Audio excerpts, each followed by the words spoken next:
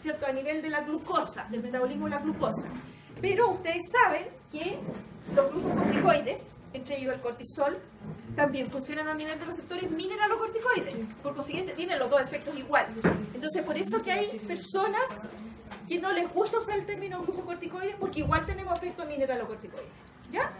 Pero es porque funciona como un glucocorticoide endógeno, de los naturales, ¿ya? Bueno, si se acuerdan, los corticoides son hormonas producidas siempre, ¿cierto? Habitualmente por el organismo, lo produce la corteza suprarrenal, que se llama suprarrenal porque está arriba del riñón en el ser humano, ¿cierto? Hasta allá adelante, pero sigue llamándose suprarrenal. Y el corticoide fisiológico es el cortisol. Y decíamos que todos los que tenemos toman la molécula del cortisol y le hacen un pequeño cambio. ¿Para qué? Básicamente para que tenga menos efecto mineralocorticoide, o sea, que tenga menos acumulación de agua y sodio fundamentalmente, o para hacerlo que tenga una duración de efecto más largo, ¿ya? Pero el efecto que consigo es el mismo del cortisol, que si se acuerdan tiene todo estos efectos, ¿cierto? Participa en casi todos los metabolismos de todas las cosas. Lo otro, el cortisol, ¿cierto? Actúa en el eje hipotálamo-hipófisis adrenal. Esto también, ¿verdad? No hay ninguna diferencia y funciona, si se acuerdan, por feedback negativo. ¿Cuál es el pero? Cuando yo uso los corticoides, la mayoría de las veces lo uso en dosis mucho más altas que el cortisol. Por lo tanto, uso y tiendo a cortar el eje hipotálamo-hipófisis adrenal porque funciona por feedback negativo. Yo le estoy dando una cantidad altísima. Y ese es el gran pero que tienen los corticoides, ¿ya? La única vez en que nosotros usamos dosis fisiológicas es cuando hay un hipoadrenocorticismo, o sea, cuando la glándula está funcionando mal. Todos los otros usos que dijimos, choque anafiláctico, alergia, inflamación, lo uso en dosis más altas que las fisiológicas. Por lo tanto, la tendencia, si lo uso en tiempos prolongados, en dosis muy, muy altas, voy a cortar esto. ¿Y qué voy a generar? Un hiperadrenocorticismo, que se llama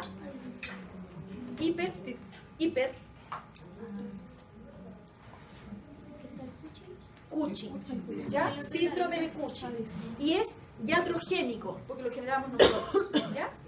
Ahora, ¿qué pasa si yo sigo y sigo y sigo? Inicialmente tengo un hiperadrenocorticismo, un síndrome de Cushing. Pero si yo le sigo dando al animal, en cantidades altísimas, ¿cierto? Que es la dosis terapéutica, ya sabemos que son más altas que lo normal, a la larga, por feedback negativo, va a terminar atrofiando la glándula y voy a generar finalmente un Addison, un hipoadrenocorticismo y un Addison, ¿ya? Pero lo que generan se considera que es un hiperadrenocorticismo. O sea, si yo genero un Addison es porque no me cayó nunca la oreja, ¿ya? O sea, es mucho mal uso si llego a generar un Addison. Por eso que, ¿qué es lo que produce? Hiperadrenocorticismo, síndrome de Cushing, ¿ya? Y es porque terapéuticamente usamos dosis mayores. Y mayores estamos hablando de 10 veces la dosis fisiológica, no es una pizquita más, es mucho más, ¿ya? Y ese es el gran problema que tienen los corticoides y por eso que los tenemos que usar con mucho cuidado, ¿ya? Bueno, esto es lo que habíamos dicho delante. Y el mecanismo de acción, ya lo vimos, ¿cierto? Cuando veíamos los AINES, funcionan inhibiendo la enzima fosfolipasa A2, por lo tanto, se liberan los fosfolípidos de membrana y ni siquiera se forma el ácido araquidónico. Entonces, ni siquiera se inicia la cascada de la inflamación. Por eso que son tan eficientes como antiinflamatorios, ¿ya? Lo mismo que veíamos en el caso anterior, ¿cierto? La ciclooxigenasa inhiben la COX, pero aquí también yo no tengo ni siquiera ácido araquidónico, así que obviamente no tengo producción de prostaglandina, ni de tromboxano, ni nada de lo anterior. O sea, lo mismo que vimos para los AINES, los tenemos como efectos colaterales aquí, sumados a que los corticoides son elementos que tienen muchas funciones en el organismo. Por eso que tenemos que usarlos con el debido respeto. Bueno, uno de los efectos sabemos que es su efecto antiinflamatorio, ¿ya? Y el inicio, ¿cierto? Como decíamos, ni siquiera se inicia la cascada de la inflamación. Normalmente lo que hacen además es formar proteínas antiinflamatorias. O sea, ni siquiera es que nos corte la producción del ácido araquidónico, ni siquiera hay idea de producir nada que sea proinflamatorio. ¿Qué proteínas producen, cierto? En el caso de los corticoides, lipocortina 1, interleuquina 10, antagonistas del receptor de interleuquina 1, endopeptidasas neutras. Así que hay muchos elementos que están trabajando a favor, ¿cierto?, de no tener una respuesta inflamatoria severa. La lipocortina es la más importante, ¿ya?, de todas estas que vimos aquí. La lipocortina 1, que antagoniza directamente con la fosfolipasa 2, que es la gran participante en la formación del ácido araquidónico. Entonces, al tener este efecto de lipocortina, va a interferir con la síntesis del factor activador de plaquetas, inhibe la respuesta de las IgG, pero además, ¿cierto?, evita que se expresen genes proinflamatorios, como son las citoquinas, colagenasa, estromelicina y moléculas de adhesión. O sea, corta toda la cascada de la inflamación, a diferencia de lo que veíamos en los AINES duales, todo, ¿ya? Entonces, esto es lo más eficiente para controlar una inflamación. Por eso que tampoco lo debiéramos usar para una inflamacióncita, ¿ya? Si lo vamos a usar, tiene que valer la pena, porque si no, vamos a generar más problemas que ventajas. Entonces, ¿qué es lo que genera el efecto antiinflamatorio? Lo mismo que decíamos de los AINES, actúa independiente de la causa, no elimina la causa, desinflama, ¿ya? Por consiguiente, generalmente no se usan solo, sino que como complemento de algo que me esté eliminando la causa de la inflamación. ¿Por qué tiene efecto antiinflamatorio? Porque disminuye la permeabilidad capilar, que está aumentada cuando hay una inflamación, ¿cierto? Por lo tanto, salen los factores que son proinflamatorios, atrayendo más elementos proinflamatorios, más glóbulos blancos, ¿cierto? Suprime la migración de los polimorfos nucleares, que también están llevando, ¿cierto?, estos granulitos llenos de factores proinflamatorios. Estabiliza las membranas lisosomales. Acuérdense que los lisosomas son los que tienen las enzimas que digieren e interpretan el mensaje del antígeno, ¿cierto? Y dicen, esta cuestión no es normal. Entonces no tenemos las enzimas, no se reconoce el antígeno, ¿ya? Y además inhibe la desgranulación de los mastocitos, que están llenos de histamina. Entonces, lo mismo, tenemos una gran variedad de efectos que lo que van a generar en el fondo es que no empiece la inflamación ni se liberen nada de estos elementos proinflamatorios. O sea, no hay cascada de la inflamación. Por eso que son mucho más eficientes que los AINES. Y el efecto inmunosupresor o antialérgico, que es el mismo, ¿cierto?, es capaz incluso de revertir el shock anafiláctico. O sea, cuando hay ya riesgo de vida, es una buena alternativa. Bueno, sale el gatito ahí, ¿cierto? ¿Por qué ponemos el gato? Porque los gatos sabemos que hacen reacciones de asma, igual que el ser humano, y se pueden morir, ¿cierto? Una crisis asmática igual que nosotros. Nosotros aquí en Chile, esas cámaras se llaman Aerocat. Las tenemos hace como 2 o 3 años nomás aquí en Chile, antes no existían, antes se hacían con o botellitas, ¿cierto? Con botellas chicas de medio litro. Ahora ya está el aparatito normal, es caro, por eso que no lo ve tan difundido. Y en los otros países donde hay muchos más gatos que nosotros, porque aquí, a pesar de que cada vez hay más gatos, ¿cierto?, todavía no son muchos. Hay gente que se los compra y los acostumbra a ponérselos, ¿ya? Por si algún día hay que usarlo. Porque obviamente si ese gato está con una crisis asmática y yo le pongo una cuestión aquí, se muere. Colapso respiratorio y se muere, ¿ya? Así que si alguna vez les toca ponerlo un corticoide en puffer inhalador, que eso hace efecto directamente, o sea, que más rápido que un puff de inhalador, ¿cierto? Hace efecto directamente en el lugar que tiene el problema, pero el gato tiene que estar adaptado al ruido y a tener una cuestión en la nariz y en la boca, ¿ya? Doctora, respecto al mismo tema de las máscaras, como comentaba, nosotros lo ocupamos tanto en gatos y en perros. En este caso, en un incendio, ¿se me podría dar que tenga algún gato más allá de la cuenta? Aunque no tenga asma, claro. Intoxicado. Sí. Y nosotros aplicamos, o sea, dentro del manual que nosotros tenemos, colocamos máscaras, se dan el oxígeno al 100. ¿Ya? ¿Esto podría provocar esta misma situación en el gato? Que no está, asumiendo que es un gato que me acabo de encontrar en un incendio, sí, que está súper estresado, o sea, ya hay quien más estresado que más que el que le pone una cuestión. Exacto. Sí. Podría darse. Puede darse, sí, ahí hay que tirarle una caja y tirarle los puffs ahí adentro nomás y que sea lo que Dios quiera. Sí. ¿Y tiempo de la mascarilla? Tiene que respirar por lo menos 6 veces completa, inspiración, expiración, por cada puff. 6, 2 puffs, ¿ya? 2 a 3 puffs para un gato grande, ¿ya? Los puffs, cada puff viene la indicación, tantos microgramos. Como 6 kilos de gato son 3. Sí, por eso un gato grande son 3. Y un más. Eso es tremendo. Gato. Las dosis, cada puff en el envase dice, corresponde a tantos microgramos. Y hay, la dosis te la dan en microgramos por kilo. Así que ahí lo sacan. Pero en general, así uno, como generalmente uno le pone y mete el gato a la jaula. ¿Ya? Le pone los puffs adentro y mete el gato lo más rápido posible y reza. Porque les garantizo, a mí se me han muerto gatos de colapso respiratorio y es horrible porque uno no se siente ultra hiper culpable. ¿Cómo? La sintomatología del colapso. Es que el animal está respirando con la boca abierta, viene así y mira a todos lados así terrible. O sea, tú lo ves que está asustado y que está respirando con la boca abierta. Entonces uno hace su pega, ¿cierto? Pero el gato tú le alcanzas hasta poner los puffs, el hecho de hacer, aunque no esté al lado de él lo percibe igual porque está demasiado sobreexcitado, entonces responde a cualquier cosa. Y ahí el gato y se cae para atrás. Y se muere, se murió nomás. No hay nada que hacer. Es horrible, es horrible.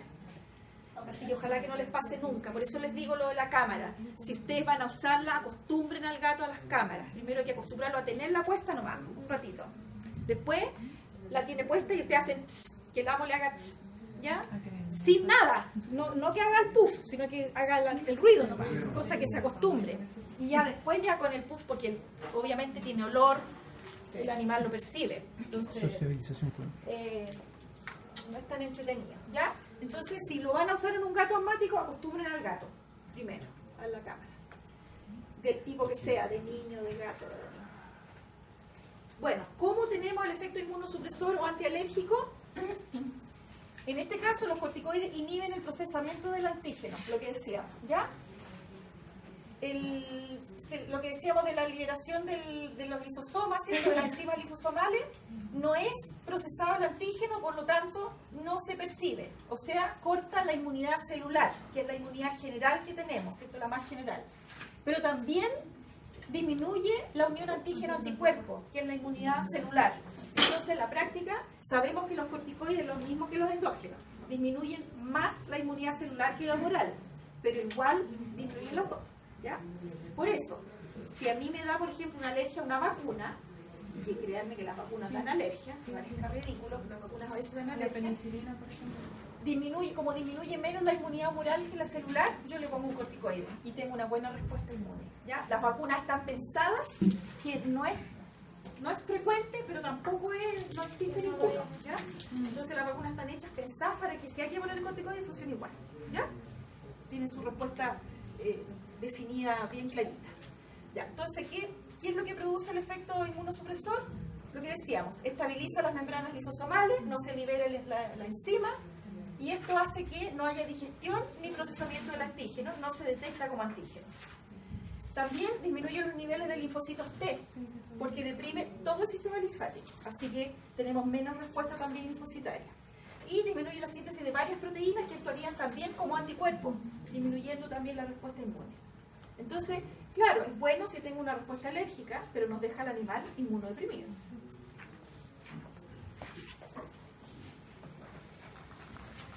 Bueno, y este cuadrito, lo que sabíamos, ¿cierto? Todos los corticoides tienen efecto antiinflamatorio, tienen efecto gluconeogénico y efecto mineralocorticoide, que decíamos, acumulación de sodio y de agua. Entonces, básicamente, la elección, cuál elijo, porque todos hacen lo mismo, cuál elijo está dada por estos 3 elementos. Entonces, si yo tengo que elegir, no sé, ¿alguien tiene animales alérgicos? Bueno, nosotros aquí, por ejemplo, tenemos hidrocortisona en champú. El Alertral, ¿lo ubican? Es hidrocortisona en champú. Miren el efecto antiinflamatorio. El Alertral. Y este versus Siena. 5 o 6. Mediocre, ¿cierto? Gluconeogénico, 7. Y mineralocorticoide, 100. O sea, una retención de líquidos, pero severa. ¿Sí? Se dijo que ¿Está el champú? Sí. Por eso que no lo usamos sistémico. Porque si no, el edema aquí se lo encargo. O sea, podría darse, por ejemplo, un perro que es alérgico a las pulgas. No, mira su efectividad. No, pero por ejemplo, otra que tuviera un compuesto así. Sí, estamos hablando de este específicamente. ¿Por qué lo tenemos en forma de champú? Porque sistémico no es bueno. Entonces, ¿para qué sirve la hidrocortisona en champú? Sirve cuando tengo prurito y pare de contar. O sea, ni siquiera puedo decir que es un antialérgico, a pesar de que se llame Alertran, ¿ya? Es para disminuir el prurito y no sirve para otra cosa, ¿ya? ¿Qué pasa si yo tengo que elegir, tengo un animal con una enfermedad autoinmune, tiene pénfigo o lupus eritematoso? Es un animal que va, desde que aparece la enfermedad, recibe corticoide el resto de su vida. Entonces me interesa que ojalá no tengamos muchos problemas y que lo pueda usar con cierta tranquilidad. ¿Cuáles son los que se eligen? Prednisona y prednisolona. ¿Ya? La verdad es que, si se fijan, su actividad antiinflamatoria no es muy alta, porque no lo estoy usando como antiinflamatorio, ¿ya? Gluconeogénico tampoco es muy eficiente, pero a mí no me interesa, esos animales están comiendo bien, ¿ya? Y el mineralocorticoide no es tan bajo, pero no es tan alto tampoco, ¿ya? Podría tolerarlo. ¿Cuánto dura? Además, hay otra clasificación que ve la duración del efecto de los corticoides. Hay clasificación en de efecto corto, intermedio y prolongado. Esa es la gran clasificación. Y todos estos que están aquí arriba son de efecto corto. ¿Qué significa efecto corto? Que duran un día. Un día, ¿ya? Hay otros que son de duración intermedia, que tenemos estos tres de aquí, que duran 3 días. Y hay unos que son de duración prolongada, pero la duración prolongada está dada por lo mismo que veíamos los de LA, por el vehículo que se le pone, ¿ya? Y nosotros, la triamcinolona, que nosotros tenemos aquí en Chile, todas están con acetato, que es un vehículo de depósito. Entonces la triamcinolona debería durar 3 días, pero como yo le pongo acetato, dura un mes, ¿ya? Efecto prolongado. Entonces hay que fijarse en las dos cosas, la duración del corticoide por sí solo y en si están con algún vehículo de depósito, ¿ya?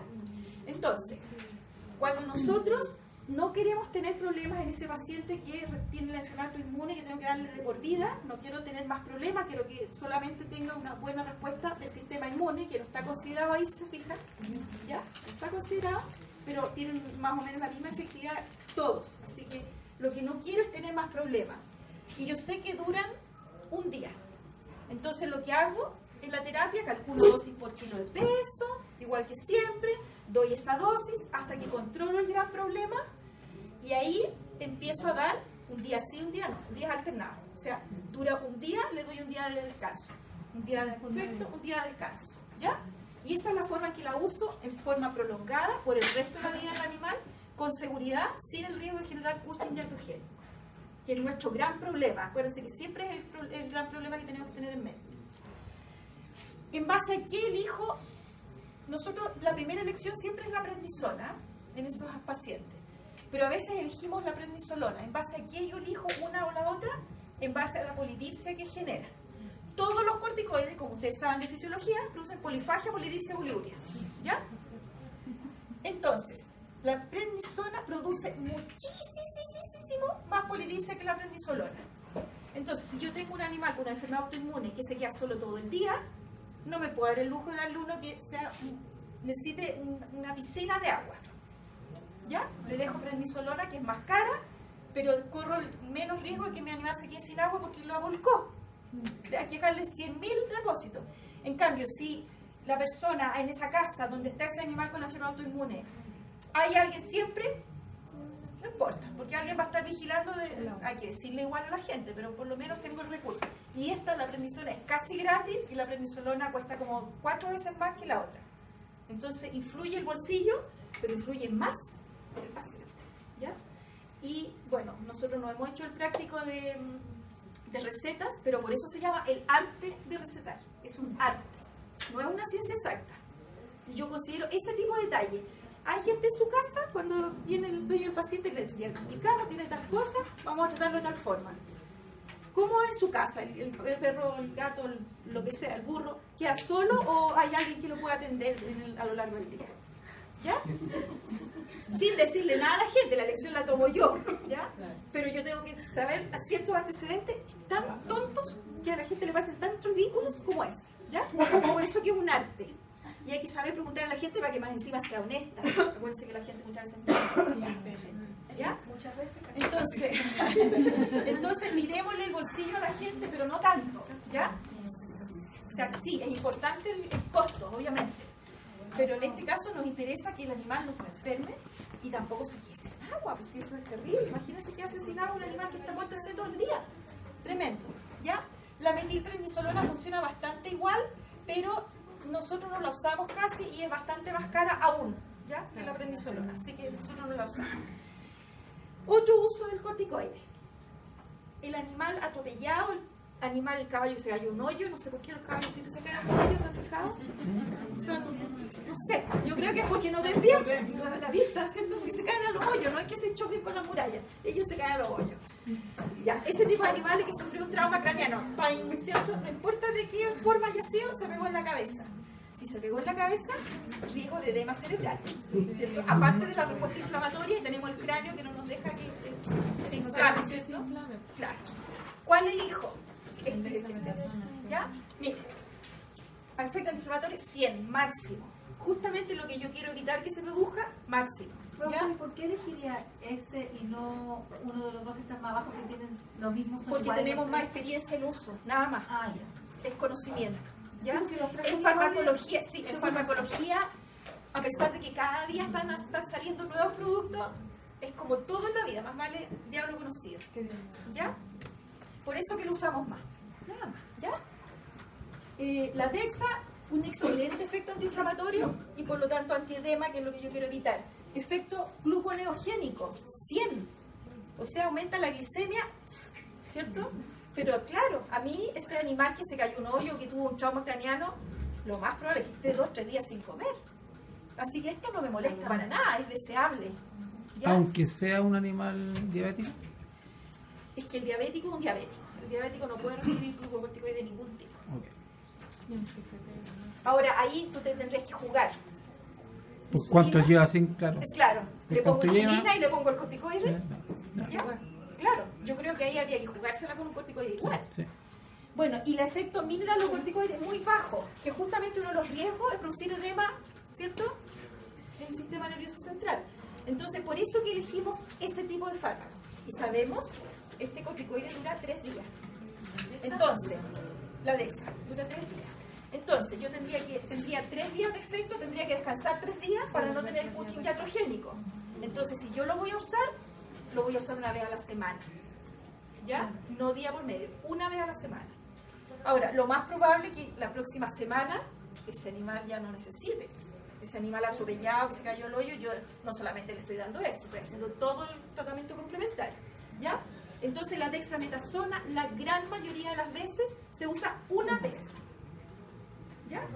En un proceso. Por ejemplo, si un tratamiento con prednisona de un periodo, no sé, de un mes en un animal, ¿habría alguna contraindicación de una cirugía o Sí. tratamiento? ¿Cuáles serían los...? Retardo la cicatrización, produce catabolismo proteico.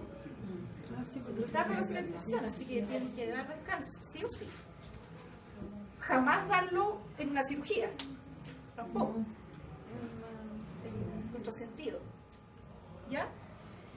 Y la triamcinolona caería dentro de este grupo, pero como les digo, o sea, sería muy bueno para que se cayó el hoyo, que lo atropellaron. Pero el problema es que todas las triamcinolonas que nosotros tenemos aquí en Chile, todas son de depósito. No tenemos triamcinolona que no tenga acetato, ¿ya? Todas. El Depodrag, el Atriven, el Cortivet, no sé, hay un montón, ¿ya? Todos. Entonces, si yo lo usara, ¿para qué lo usábamos? Porque en la práctica la triamcinolona que nosotros tenemos ya casi no se usa. Quedó pero en el pasado, ¿ya? Lo usábamos en esos animales que tenían atopia, que tenían alergia a las pulgas en el verano, ¿ya? Entonces era la papa, ¿cierto? Lo dábamos, pinchábamos, duraba por lo menos un mes, muchas veces duraba más de un mes, entonces uno le decía a la gente cuando empieza a picarle de nuevo, vuelva. Y cuando empezaba a picarle de nuevo, volvía. Bueno, al día siguiente con la triamcinolona, al animal aunque estuviera lleno de pulgas, no le picaba. Fantástico, la gente lo amaba, la triamcinolona. Todavía lo aman, todavía echan de menos a las personas esto. ¿Cuál es el problema? Dura un mes. Yo tengo que descansar un mes. Entonces tengo un mes regio el animal, pero fantástico. Y al otro mes Dios me libre. Y aunque yo le diga báñelo con hidrocortisona, no pasa nada. Aunque lo bañe todos los días. ¿Ya? Entonces, la mayoría de los perros, de los gatos que tratábamos con triamcinolona con acetato, terminaron con pushing iatrogénico, por culpa nuestra. Y ahí aprendimos, ahí realmente empezamos a aprender a usar los corticoides, ¿ya? Porque como les digo, era la papa, sí, era fantástico. El problema es que terminaban enfermos de otra cosa. Claro, no tenían más alergia a las pulgas, estaban llenos de pulgas, y ahora lo que hacemos es precisamente animar, cuando hagan medicina, hay una cuestión que se le llama el umbral del prurito. Sabemos que el animal que tiene pulgas baja el umbral del prurito y le empieza a picar todo. Le pica la pulga y le pica la pelusa que corrió por ahí, le pica cuando come no sé qué, le pica todo. Por eso que es tan importante y cada vez se le da más relevancia al control de las pulgas en los alérgicos. ¿Ya? Si tengo que usarlo en un alérgico, no uso triamcinolona de depósito. Uso prednisona día por medio. ¿Sí? Prednisolona. O prednisolona día por medio. Profe, en la dexametasona, uno de los riesgos de usarlo en el edema cerebral, un paciente con trauma. ¿La prednisolona? No, la dexametasona. La dexametasona, el riesgo del animal que sufrió un trauma craneano es ese, pero mira su efecto mineralocorticoides. No tiene efecto, no tiene... ¿Dónde está? Acá, Era al muy revés. baja. No tiene tendencia a hacer mineralocorticoides, por lo tanto a hacer edema. Por eso que se elige la dexa, y lo que les decía, tú podrías elegir la flumetasona, sí, perfectamente, pero tenemos más experiencia con la dexa. ¿Ya? Entonces, profe, su efecto con el tiempo prolongado, que se da una sola vez. La dexametasona es que dura 3 días, con un pinchazo dura 3 días. Entonces, por eso que no es tan prolongado, pero igual 3 días es más. Piensa que se cayó el animal, se cayó el caballo al hoyo, lo sacaste, empezaste a darle de comer, le pusiste suerito, ¿cierto? Hiciste todo el resto del trabajo. Entonces, por eso que les digo, normalmente la dexametasona se pone una vez, no es necesario más, porque tú hiciste todo el tratamiento complementario. Profesora, Y además que la triamcinolona se usa en caballos para artritis. ¿Sí? Y no, pero yo no he visto el efecto que hizo usted ¿El cushing? en caballo. A lo mejor es menos frecuente, en los perros es pero súper frecuente, ¿ya? O a lo mejor no lo dan con la frecuencia con que se daba en los perros pulguentos. Ustedes saben que hace 20 años atrás, 15 años atrás, el perro no podía, el perro sin pulga era un perro triste, ¿cierto? Era como normal que los perros tuvieran pulga. Cada vez ese criterio ha ido cambiando porque cada vez los animales están más cerca nuestros. Los perros ahora duermen en la cama de uno. Entonces, si tiene pulga, no termina pegando las pulgas que son. Claro. Sí. Entonces, a lo mejor en el caballo no se usa con la misma frecuencia con que se les aplicaba a los perros. He visto que hay un mono deprimido con Dexa que con triamcinolona. Sí, pero no es el problema, no es la inmunosupresión. No, es el cuche, la sobredosis, ¿ya? ¿Qué? Yo quería saber si también hacía fecha de tolerancia, o sea, que ya después no estaba la misma dosis y que aumentaba. Normalmente no se ve la tolerancia. No se alcanza, no. no se debería tratarlo. Es que en el fondo, mira, en la práctica, la única vez en que uno usa por tiempos prolongados es cuando tenemos enfermedad autoinmune. Y los enfermos autoinmunes no viven mucho en animales. No es como el ser humano, que la gente muchas veces vive 30, 40 años. Los animales no viven tanto. ¿Ya? 1 o 2 años más. No, 5, 7. No, sí, igual no es tan corto. Pero no sé, que se vea tolerancia, no. ¿Y los animales se ven las lupus? Sí. ¿Qué corticoides? ¿Prednisona? Sí. ¿Prednisona la primera elección? Ya, entonces en base al tipo de problema que tengo es el corticoide que elijo, ¿ya? Y tratando de elegir considerando el efecto glucocorticoide, mineralocorticoide, además del efecto antiinflamatorio, ¿ya? Farmacocinética. Tenemos preparados, bueno, de uso veterinario no hay tanto, pero de uso humano hay de todo tipo y los podemos usar. Tópico y sistémico, ¿ya? En el sistémico oral y parenteral, en el tópico piel, ojo, oído, aerosoles, ¿cierto? Los puffs. Muchas opciones terapéuticas tenemos, porque son buenos y nadie puede discutir que sean buenos, son efectivos y funcionan muy rápido. Entonces hay que saber usarlo, no es no lo usemos, hay que usarlos bien.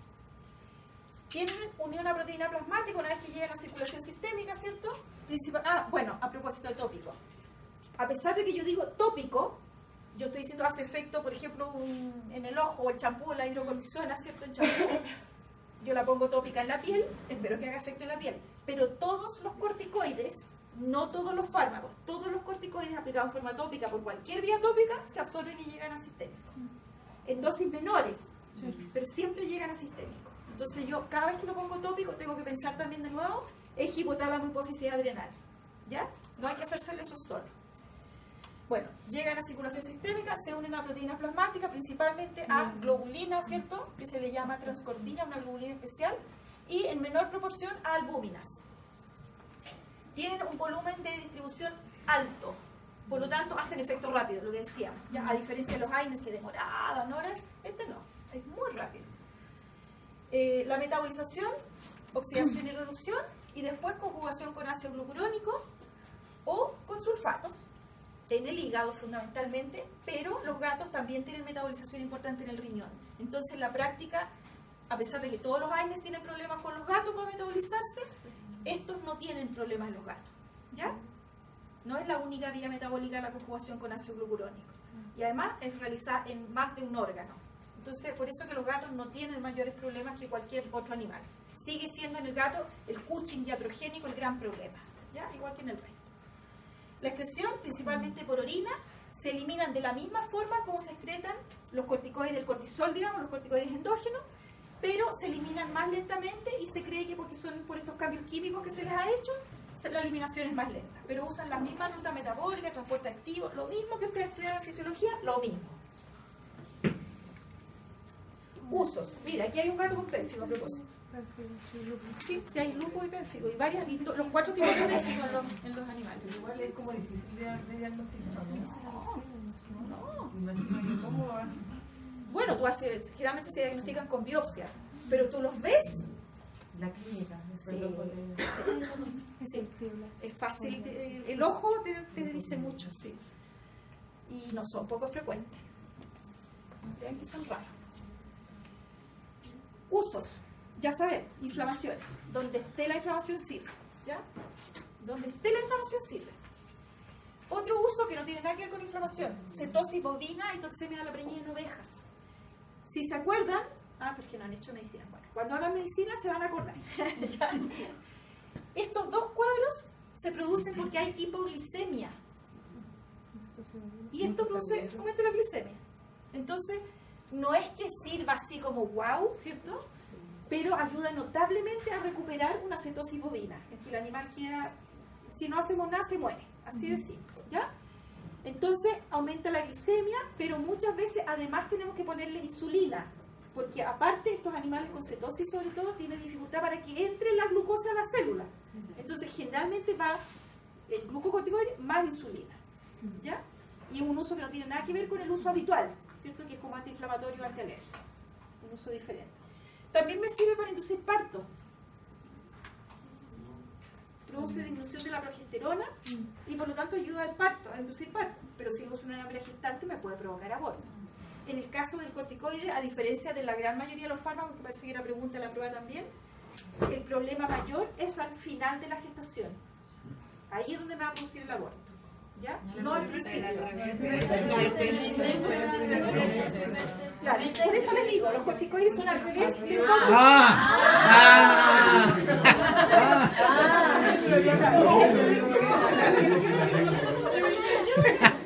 Claro, y normalmente la primera etapa es la... Hay a quemar la sala, yo. Bueno, y donde más problemas puede dar en los rumiantes, ¿ya? O sea, en las vacas. Acuérdense que si provocamos un aborto en una vaca nos matan, porque deprimen, ¿cierto? Bueno, también puede ayudar otro uso que no tiene nada que ver con el uso habitual, en trastornos reproductivos que tienen que ver con hiperadrenocorticismo. Acuérdense que la corteza suprarrenal no solo produce minerales y glucocorticoides, produce estrógeno y testosterona, ¿se acuerdan? Entonces, a veces tenemos un hiperadrenocorticismo con aumento de hormonas sexuales, ¿ya? De algún tipo de hormonas sexuales. Entonces, lo que voy a tener, por ejemplo, irregularidad en los senos, ovarios poliquísticos, ninfomanía. Y esto funciona por feedback negativo. Entonces, si yo pongo dosis altas, lo que se usa, dexametasona o betametasona, dosis alta, por feedback negativo, voy a disminuir los niveles de corticotropina y voy de ahí para abajo voy a tener menos niveles. Por lo tanto, voy a arreglar el problema del hiperadrenocorticismo con corticoides. Que es como una contradicción, ¿cierto? Porque yo estoy provocando un hiperadrenocorticismo sintético con fármacos, pero funciona, ¿ya? Entonces, uno dice, es un excelente antiinflamatorio, pero se usa para muchas más cosas. Pero hasta que se estabilice. Hasta que se estabilice, después chao, claro. La idea es volver a darle el Pero y también se sigue en esos casos la dosificación que se había hablado de los 3 días. Sí. Lo que hacemos generalmente, lo que yo les decía día por medio, uno parte con, por ejemplo, en los perros alérgicos, lo que decíamos antes, le poníamos triamcinolona, ahora se usa la prednisona, prednisolona. Normalmente uno controla una alergia cutánea en 3, máximo 5 días, en menos de una semana. ¿Ya? Entonces le doy, si es 3 días, 3 días. Le doy la dosis terapéutica. ¿Ya? 0,5 miligramos kilo. Esa es la dosis que se da. Le doy por esa cantidad de días y de ahí empiezo a disminuir a la mitad por 7 días. A la mitad por 7 días. A la mitad por 7 días. Días alternados y ahí suspendo. Entonces en la práctica yo resolví el problema en 3 días. Estuve dándole corticoides por un mes. ¿Ya? Así tiene que ser. Debo llegar a un día alternado y después ya chao. ¿Y puedo dejar a un paciente en forma persécula con corticoides? Corticoides, pero tienes que ponerle, si es prednisona, prednisolona, un día sí, un día no, un día sí, un día no. La dosis más baja posible, un día sí, un día no. Otro uso, tratamiento de shock. Ustedes donde lean van a decir que los corticoides tienen efecto anti-shock. Shock en general, no de un tipo determinado de shock. Pero hasta ahora nadie ha podido demostrar que sí, ni a demostrar que no. Entonces, ante la duda, se le pone. Cuando uno no elige, se pone. No, se le pone. Cuando uno no lo usa, cuando tiene un shock séptico, por ejemplo, ahí no, ¿cierto? Ese tipo de cosas no, ¿ya? Pero en la gran mayoría del resto de los shocks, aunque no sea el anafiláctico, digamos, el anafiláctico cae de cajón, pero en general se usa, sin tener el argumento de por qué. Y esto, el efecto shock del daño de la pera que se viene anunciando, y por eso que se han hecho 10.500 estudios, y algunos salen, sí, funciona súper bien para el shock, y otros dicen, no, no sirve para nada. Como les digo, no se han puesto de acuerdo. Entonces, si usted considera que tiene que ponerlo, póngalo.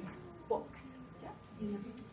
Bueno, cuadros de hipersensibilidad, lo mismo, cualquier tipo, incluso, como decíamos, shock anafiláctico, ¿ya? La que sea. También se usa en tratamientos antineoplásicos. ¿Se acuerdan que veíamos que el piroxicam lo podíamos usar en tratamiento antineoplásico y que no se sabía si realmente era por efecto antiinflamatorio analgésico o si realmente tenía efecto antineoplásico? Bueno, aquí sí, tiene efecto antineoplásico, disminuye los linfocitos, ¿ya? Así que sirve para tumores linfáticos, pero se usa mucho más allá que solo para los tumores linfáticos, como antiinflamatorio, con sensación de bienestar del paciente, ¿ya? Entonces, por eso que dice antineoplásico y no antitumores linfáticos, sino que se usa mucho los corticoides. Y lo mismo, los tratamientos antineoplásicos son largos, hay que usarlos bien, ¿ya? Otro uso, pero es que es experimental, se usa como inmunodepresor en trasplantes de órganos. El problema es que nosotros en animales, el trasplante que se hace es el trasplante de riñón en gatos, pero la sobrevida es tan corta que es solo experimental. Hasta ahora no se ha conseguido hacer trasplantes de riñones en gatos eficientes, siendo que en el humano el trasplante de riñones es uno de los mejores que existen. Los gatos no viven como un mes, o sea, le empezamos a sacar los puntos y se murió el gato. No tiene ninguna ventaja, ¿ya? Por eso que todavía es experimental. ¿Por qué? Tampoco sabemos. Acuérdense que los gatos son gatos. Entonces, no se sabe si es porque son gatos o por si los animales no toleran los trasplantes. Pero en otros animales se hace. Es que los que tienen problemas son los gatos de riñón. ¿Y por qué se probó en el riñón? Porque es el trasplante más seguro que existe en el humano. Y no han probado. Han probado otro y no viven nada. No, si han probado otro. O sea, eso es lo que más viven. Usted, como veterinario, no ha evidenciado un trasplante de otro órgano. Yo no he visto nunca, ni siquiera riñón. No. No he visto tampoco nunca, a lo mejor a usted le ha tocado ver, cirugía de catarata en perro. Tampoco. No me ha tocado nunca ver.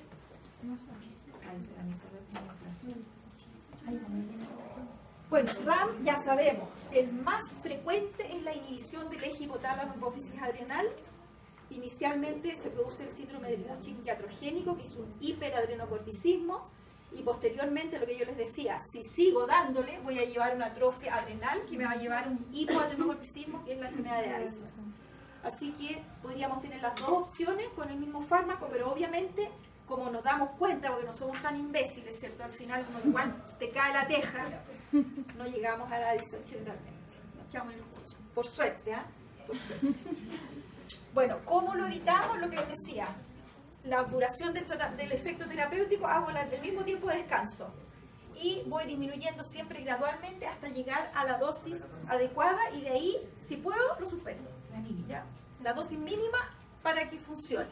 ¿Ya? Lo mismo en los enfermos autoinmunes, uno parte con una dosis calculada por kilo de peso y después ahí va tratando de disminuir. Y con la que hasta aquí me funcionó bien, con esa no se queda. ¿Ya? Otro RAM, polifagia, polidipsia, poliuria, que no sería tan terrible, ¿cierto? Puede que engorden un poquito, no tiene mayores consecuencias. El principal problema es la polidipsia, porque los animales se empiezan a quedar sin agua, ¿ya? La poliuria a la gente tampoco les molesta porque les parece lógico, ¿cierto? Si toman litros, a la gente le llama muchísimo la atención la cantidad de agua, toman mucha agua, no es que tomen un poquito más, mucha. Pueden haber formación de formación de úlceras gastrointestinales, porque lo que decíamos, contamos las prostaglandinas también. Hepatopatía hace trabajar el hígado como loco, ¿cierto? El aumento de la glicemia, digamos, porque hace trabajar el hígado, la gluconeogénesis, glucogenolisis, todo tiene que ver con el hígado. Puede haber atrofia muscular por catabolismo proteico. Bueno, y lo que decíamos, además retarda la cicatrización porque disminuye la síntesis de colágeno. Por eso que nunca usarlo en un postquirúrgico ni en un intraquirúrgico tampoco, ¿ya? Hiperglicemia. No se puede usar en diabéticos, definitivamente. Retención de sodio, que me va a llevar a edemas, ¿cierto? Pero además produce eliminación de potasio. Entonces, si lo uso por tiempo prolongado, puede generar hipocalemia. Hipocalemia, acuérdense que compite con el calcio, va a generar debilidad muscular. Entonces, son animales que son flojitos, les cuesta salir a pasear, son fome, ¿cierto? Pasaron de ser el animal súper entretenido que salía todos los fines de semana a jugar a la pelota con los niños, ahora no quiere salir. Y habría que darle calcio. Jugar ahí, ¿no? Es que le calcifica los huesos y se le van a fracturar más fácil. No es una muy buena alternativa. Bueno, osteomalacia, osteoporosis, porque si se acuerdan, el glucocorticoide normal disminuye la absorción del calcio y favorece la excreción del calcio. O sea, sí o sí hay disminución del calcio. ¿Ya? Aumenta la susceptibilidad a infecciones, obviamente, ¿cierto? Y en los equinos se ha observado que puede producir artropatía esteroidal, pero es por mal uso, ¿ah? O sea, no es un RAM propiamente tal. Es por administración intraarticular de corticoides en forma inadecuada, cuando hay osteoartritis, ¿ya? El problema es que fundamentalmente cuando uno pone un corticoide tiene que ser los corticoides que se pueden poner por vía endovenosa, se pueden poner intraarticular, no cualquiera. Y hay que sacar la cantidad, si yo le voy a poner un ml, tengo que sacar un ml de líquido sinovial porque si no aumento la presión intraarticular y eso es al final lo que me va a llevar al problema de la artropatía, ¿ya? Por otro lado, si yo lo pongo, tengo que dejar que el animal descanse porque le rompí la cápsula articular para poner el fármaco. Y la gente, como el animal al tiro le pasa el dolor, es fantástico, ¿cierto? Se le pasa el dolor al tiro, ya vamos trabajando el tiro, el pobre caballo vamos a arar, no sé, pues, a correr las carreras, lo que sea. ¿Ya? Y después que acojo para siempre. ¿Ya? Entonces, esto, si es que alguna vez llegan a hacerlo, tiene que hacerlo el veterinario, el responsable. No hay que dejárselo al guaso bruto que le ponga corticoide al pobre caballo, ¿ya? Porque no toman las precauciones. Por último, si yo, como les decía, si yo hago el problema, yo sé que soy responsable. Y yo no sé qué le habrá pasado. Se hace paralelo con el bloqueo. No tengo idea. Pero para entonces caballos es de carrera, importante. Sí, Por eso y después le filtran y ya. sí. No, si los caballos, uno siempre piensa los caballos son hermosos, sí, pero hay una falta de respeto por los caballos impresionante. Son tan Que uno no se imagina cómo si siendo tan... Son especiales, pues si son cercanos, si son cariñosos, uno los ve tremendos animales, pero son súper cariñosos. ¿Cómo los tratan tan mal? No sé cómo, pero los tratan mal. Bueno, ese cuadrito se los puse, no es para que se lo aprendan, ¿ya? Pues si se fijan, tenemos varios diferentes especies y varios tipos de usos, si se fijan, ¿ya? La idea es que vean eso, que tenemos muchas opciones posibles a usar por muchas vías y las diferentes especies como para poder usarlos bien. Lo importante es usarlos bien, ¿ya? No es no usar. Y lo que te decía a ti, esto es el típico perro con Cushing iatrogénico porque nosotros le pusimos triamcinolona hasta que se nos dio la gana. Así termina. ¿Se les cae el pelo? No es que se les caiga el pelo. Acuérdate que hay catabolismo proteico. No les sale pelo nuevo. ¿Ya? Y el perro estaba con alergia, por lo tanto tenía alopecia antes. Y no le sale nuevo pelo. No es que no le salga... No es que Pero esa atrofia, digamos, el capilar en ese caso. a la larga se atrofia y no sale nunca más. Es como los pelados de cabeza de pelo. Los espinos De pelado, perdón. Asumido. Pero es una realidad, claro. Ellos también. ¿Ya? La piel, si se fijan, ennegrecida, está engrosada, hay una hiperkeratosis como piel de elefante y más encima delgada, así, increíble. ¿Ya? Pelo ralo, así como él. Feo, ¿cierto? No es un perro bonito. El perrito. Lo más probable es que ese perro todavía tenga alergia, porque sabe Dios a qué es alérgico, más encima están hediondos por la alergia. Ahí ya. Síganle tirando. Sí. Es que lo más manifiesto de estos perritos es que la gente lo encuentra feo. Una pregunta. ¿Se puede hacer confusión con sarna? Confusión con sarna no creo, No. porque tendría que ser... ¿No? No, Cushing iatrogénico no. Mira la guata. Sí, por eso lo pregunto. Sí, no, imposible. O sea, una alergia cutánea la podrías confundir con sarna, pero esto es un... Es para pegarse una puñalada, ¿ya? Porque esto encima es irreversible. O sea, revertir esto es casi imposible. Como que se deforma. Es que hay... Espera. Porque la grasa de la piel se descompone más rápido. Entonces se pone hediondo por grasa... ¿Cómo se llama? El sebo. Sí, Siempre tienen ese sí, el olor, sí. Sí, y estos perros generalmente son hediondos también. Entonces a la gente no les gusta. Más encima, miren esta guata. ¿Ya? Esto es porque aumenta hepatopatía, hepatomegalia, esplenomegalia, y como hay hepatomegalia, generalmente hay daño hepático, hay ascitis. Y todo eso hace que tengamos esta tremenda guata. Eso no es gordura, es guata. No es parásito. Y ustedes lo tocan y es duro, ¿cierto? No es una guata de gordura. Ustedes lo palpan y no es guata de gordura, ustedes lo perciben. Si ustedes miraran este perro desde atrás, verían que tiene atrofiados los músculos de las piernas, que son los más característicos, ¿cierto? Los músculos, los tutos, son los más bonitos que tienen, los más desarrollados. Atrofia muscular por catabolismo proteico. ¿Y los perros se hace drenaje de la citis? ¿O no? Si vale la pena, nomás. Normalmente no. Ya, entonces los miembros también uno mira y está con atrofia muscular. Y si yo lo pongo así, ¿cierto? Mostrando la guatita, se le ven los vasos sanguíneos porque la piel está tan adelgazada que se le ven, está casi transparente. Se le ven los vasos sanguíneos, literalmente. ¿Ya? Entonces no son perros ni bonitos, ni perfumados, son perros feos. Y a la gente no les gusta. ¿Ya? Bueno, y como les digo, a raíz de que vimos, no uno, sino que muchos perros de eso, aprendimos que la triamcinolona, chao, hay que hacer la cruz a la triamcinolona, que nosotros tenemos. Hay que matar las pulgas, hay que ver a qué es alérgico, hay que embolinarle la piel. Lo que pasa es que todos los tratamientos de elementos para la piel son caros, igual que en el humano. No es fácil descubrirlo. A veces alérgicos, normalmente, igual que en el humano, son alérgicos a muchas cosas. Entonces ya, yo eliminé esa. ¿Hay test cutáneos? Claro que hay test cutáneos, pero los alergenos que tenemos son casi todos importados. Entonces, claro, sé que es alérgico al árbol de no sé dónde que allá en Europa. También hay de parche. Claro. Pero no tenemos, la mayoría de los alergenos que tenemos no son chilenos. Entonces, claro, sé que es alérgico a un árbol que no existe aquí en Chile, regio. Lo elimino, está eliminado. No existe en Chile. Pero los que tenemos nosotros aquí no los conocemos. ¿Ya? Por eso que los test cutáneos son tan poco efectivos en los animales. ¿Ya? La dermatología es un tema súper interesante y un desafío en el caso de los perros, sobre todo. Un desafío increíble. Contraindicaciones, o sea, cuando no los puedo usar por ningún motivo. Hembra gestante, lo que decía. ¿Ya? En hembra gestante es arriesgado. Te disminuye la progesterona. Entonces, puede que en el principio de la gestación, como tenemos la placenta, ¿cierto? Y tenemos además el cuerpo lúteo todavía funcionando, es probable que no consiga disminuir la progesterona al nivel de producir un aborto. Por eso que es más peligroso en el último tercio de la gestación, ¿ya?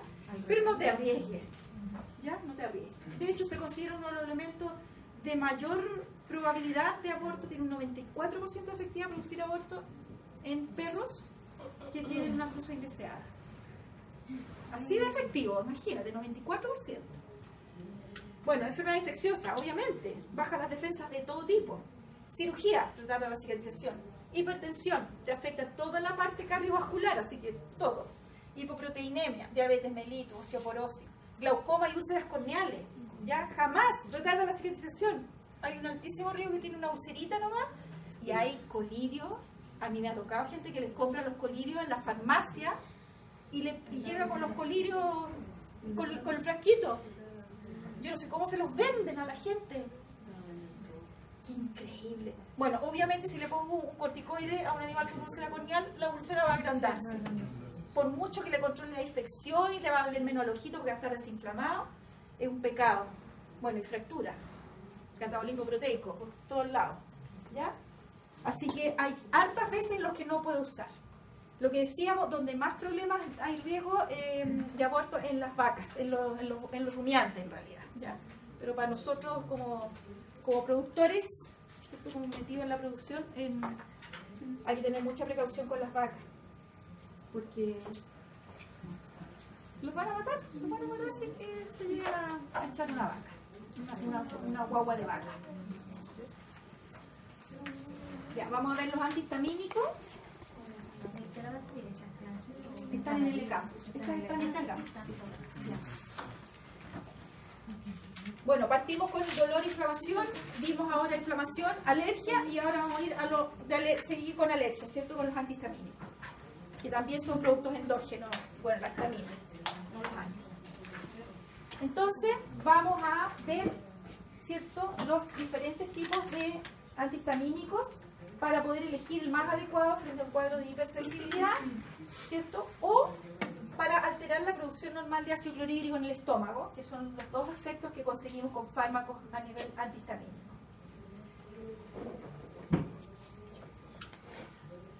Lo mismo anterior, ¿cierto? La histamina es un producto normal, que el organismo normalmente está produciendo y participa en varios tipos de procesos, pero desde el punto de vista de la farmacología, los más importantes son procesos de inflamación, anafilaxia, alergia, ¿ya? Esos son los que controlamos fundamentalmente con los antihistamínicos. La histamina está distribuida en prácticamente todos los tejidos y está en forma de depósito en los mastocitos y basófilos, que es lo que está representado aquí, ¿cierto? Y esa es fundamentalmente la que controlan los que le llamamos antihistamínicos.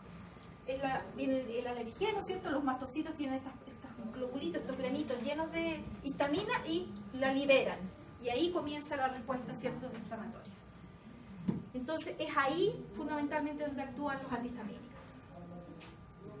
La histamina, ¿cierto?, que la que vemos nosotros, participa en respuestas inflamatorias, alérgicas, en shock, ¿cierto?, incluso shock anafiláctico, reacciones adversas a varios fármacos, ya sabemos, ¿cierto? Todos los fármacos son productos químicos, así que cualquiera puede, ajenos al organismo, cualquier fármaco puede producir alergia, incluso los corticoides.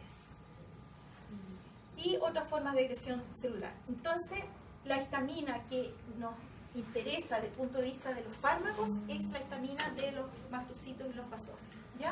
Que está almacenada sintetizada y es almacenada en estas pelotitas, en estos gránulos que están contenidos. ¿Qué hace la histamina? Si se acuerdan, tiene efectos sobre musculatura lisa en forma muy importante.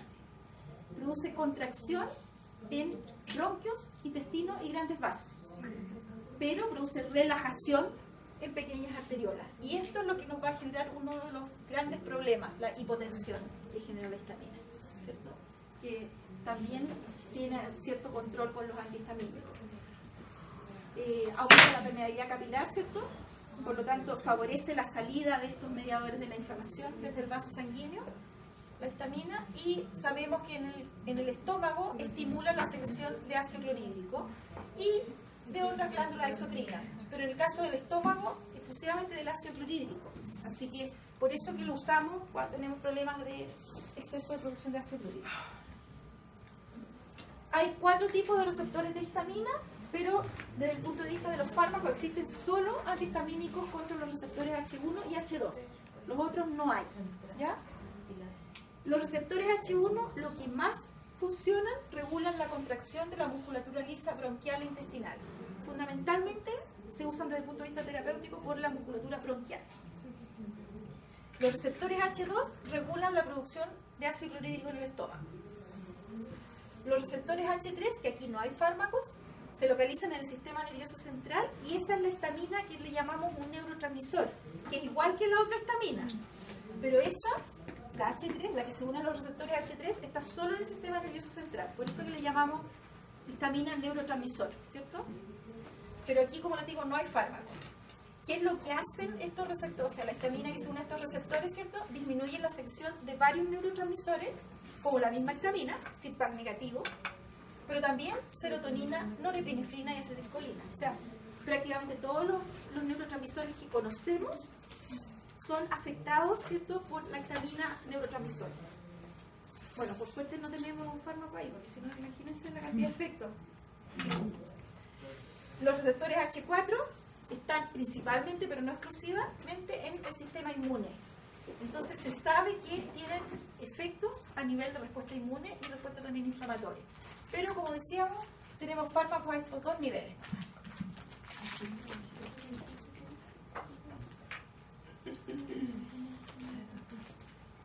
Y sabemos que cuando hablamos de antihistamínicos, sabemos que la histamina, desde el punto de vista terapéutico, siempre la consideramos como un antagonismo, ¿cierto?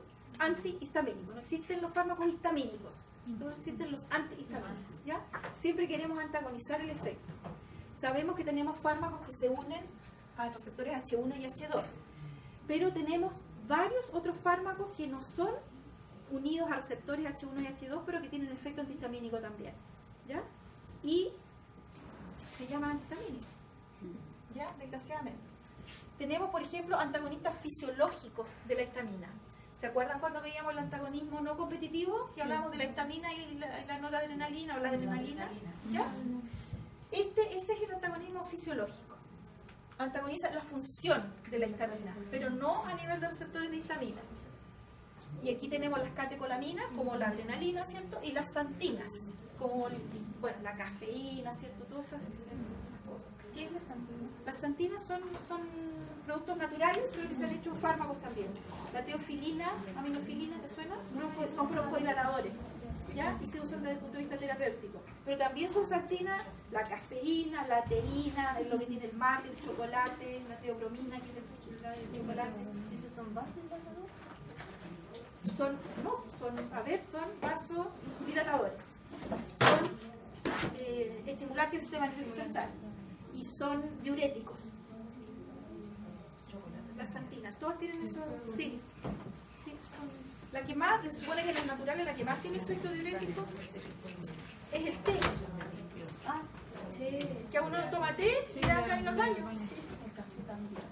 Sí, pero y son xantinas, esas son las xantinas, ¿ya? Hay xantina química, que es la teofilina y la aminofilina, y las xantinas naturales. Entonces yo en teoría podría con un café, a propósito, que de repente la gente que tiene problemas de hipertensión no come café, ¿cierto? Por eso que la gente, claro, no debería tomar, gente que tiene problemas de hipertensión no debería tomar café. O ahora están los cafés descafeinados, Aquí está la alternativa. ¿Ya? Entonces, ese es el antagonismo fisiológico, que no es a nivel de receptores de histamina, pero que revierte el efecto de la histamina. Los antagonistas competitivos, que son los que le llamamos antihistamínicos, ¿cierto? Que son antagonistas farmacológicos propiamente tal, que son los antihistamínicos H1 y H2, que son los que generalmente le llamamos antihistamínicos, ¿ya? Y los H1 participan o actúan solamente sobre receptores H1 y los H2 actúan solamente sobre receptores H2. Y existe otro grupo, sí, son muy específicos, y otro grupo que también tiene efecto antihistamínico son los inhibidores de la liberación de histamina, que lo que hacen es disminuir la desgranulación de los mastocitos y los basófilos. Y aquí está el cromoglicato, que lo vamos a ver cuando veamos respiratorio, que se usa cuando hay problemas bronquiales, pero lo que hace es evitar la inflamación, ¿ya? No es un broncodilatador, sino que ayuda a que disminuya la inflamación. Pero llegan igual los mastocitos, solo que no se... Hace que no se libere la histamina, claro. Sí. ¿Cómo que hacía el corticoide? ¿Ah? ¿Cómo que hacía el corticoide? Es que la corticoide no actúa a nivel de histamina. Me acuerdo antes de iniciar una versión había con corticoide que permitía la desinflamación.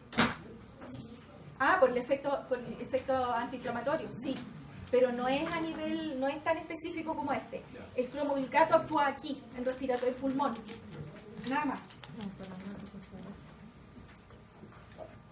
Entonces nos vamos a referir nosotros como antihistamínicos H1 y H2 a estos antagonistas competitivos, ¿ya? Y vamos a partir con los antihistamínicos H1, que actúan a nivel de receptores H1 solamente. Los antihistamínicos H1 se han dividido entre primera y de segunda generación, ¿ya? Y la división está dada fundamentalmente por la liposolubilidad, que le permite atravesar fácilmente o con dificultad la barrera hematoencefálica, ¿ya? Los de primera generación son mucho más liposolubles. En cambio, los de segunda generación son mucho menos liposolubles. Aquí dice no atraviesan, no es que no atraviesen nada, pero atraviesan muy poco, por lo tanto es difícil que alcancen niveles eficientes en sistema nervioso central, a diferencia de los de primera generación, que actúan muy bien a nivel del sistema nervioso central. Claro. Otra diferencia es que los de primera generación son menos selectivos. No solo actúan a nivel de receptores de histamina, sino que también a nivel de receptores de acetilcolina y de serotonina. En cambio, estos otros, como casi no atraviesan barrera hematoencefálica, tampoco tienen mucha opción de actuar a nivel de otros neurotransmisores. Su efecto es mucho más específico, actúan solo sobre receptores de histamina y ningún otro, y su efecto es más duradero en relación a los de primera generación, que su efecto dura muchísimo menos. Por eso hay que administrarlo cada 8 o cada 12 horas, ¿ya? Y estos producen sueño, los de primera generación. Los de segunda generación tienen menos efectos sedantes. Hay personas que les da igual sueño, ¿ya? Las loratadinas, esas cosas, igual les dan sueño. Eso es lo de segunda. Esos son de segunda. Los de primera generación son todos estos, pero el que más se usa es la clorfenamina o clorfeniramina o clorofeniramina, como está escrito aquí, ¿ya? Es lo mismo. ¿Por qué es la que más se usa? Porque es buena, útil y barata, ¿ya? En veterinaria, en los animales, los de segunda generación hasta ahora no han demostrado ser útiles. Y se cree que es por quien estos actúan a nivel de más tipos de receptores. Entonces los que se usan en veterinaria son los de primera generación, y a la gente le da lo mismo si al animalito le da sueño o no. ¿Ya? Duerme, claro. Entonces la gente tiene la sensación de que va encima descansa. Nosotros no podemos descansar, tenemos que ir a trabajar como esclavos igual. Bueno, así es la vida. Hay que ser animal. Mecanismo de acción, ya sabemos, son inhibidores competitivos, ¿cierto? Se unen en forma competitiva y reversible a nivel de los receptores de histamina. Y como decíamos de los receptores, ¿cierto?, de los antagonistas competitivos, si yo aumento la cantidad de histamina, soy capaz de sacarlo del receptor y tener efecto de histamina. ¿Se acuerdan? Sí. No modifica el receptor, lo deja igualito, entonces podría actuar. Y por eso que lo ideal cuando yo voy a ocuparlo es que ocupe los receptores de histamina antes que venga la gran liberación de histamina. Por eso que la gente que tiene alergia al polen está tomándose como un mes ya antihistamínico, ¿ya? Tratando de que cuando venga el polen en masa ya estén todos los receptores ocupados. ¿ya? Entonces tendría que venir una liberación muy grande de histamina para poder empezar la alergia. Y por eso que mi hija no entiende nunca, la cacheteo así, no se los toma, se lo olvida. ¿Se acuerda cuando está súper congestionada? No, pues no sirve. Hay que tomárselo siempre, ¿ya? Por periodos prolongados, porque si no... ¿Y cómo le explico a mi hija que tiene que ocupar los receptores? Una pregunta de uso humano en realidad. Porque, por ejemplo, hay gente que hace igual resistencia después a la loratadina. Tolerancia. Sí. Porque, por ejemplo, yo que uso 2 tipos de antihistamínicos, uno para la piel y otro para lo que es respiratorio. Entonces, igual no sé si después de prolongado el uso deje de funcionar igual. Lo que pasa es que se produce tolerancia y no es muy... La tolerancia se supone que a largo plazo, que no es muy a largo plazo. Por eso que a lo mejor bueno, la misma, loratadina, desloratadina, y le ponen nombres diferentes, pero la misma loratadina que le hacen un pequeño cambio químico y hacen leso al organismo. Pero funciona como un año, al año siguiente tienes que cambiar igual. Porque por tolerancia hay que cambiarlo. Hay que irlos cambiando, sí. Y eso también en los de primera generación se da mucho menos. El problema es que a nosotros nos da mucho sueño. Bueno, a los animales también, si no es que sea a nosotros. El problema de los de primera generación es que el sueño no funciona, no puede funcionar bien. Bueno, como decíamos, los que nosotros en veterinaria usamos porque son los que sirven son los de primera generación, que son los que producen sedación. Así que tienen efecto sedante y, aunque parezca contradictorio, a veces funciona como estimulante o como depresor. Acuérdense que actúa a nivel de receptores de serotonina y de acetilcolina. Entonces, a veces actúa como, a pesar de que produce sedación, tiene un efecto estimulante del sistema nervioso central. ¿Ya? Y no es por el efecto de histamina propiamente tal, sino que sobre los otros neurotransmisores. El efecto anticolinérgico, ¿cierto?, a nivel de receptores de acetilcolina, es capaz incluso de disminuir las secreciones de glándulas de inervación colinérgica, como la acetilcolina, ¿cierto? Entonces, sirve mucho, por ejemplo, para las alergias respiratorias, porque además, ¿cierto?, disminuye las secreciones, además del efecto antihistamínico propiamente tal. También todos los antihistamínicos H1 de primera generación tienen efecto antiemético para los vómitos y principalmente para los vómitos por cinetosis. ¿Ya? Vamos a ver que después también los tranquilizantes fenotiazínicos también sirven para los vómitos por cinetosis. Y de hecho, los tranquilizantes son mejores para los vómitos por mareo que los antihistamínicos. ¿Ya?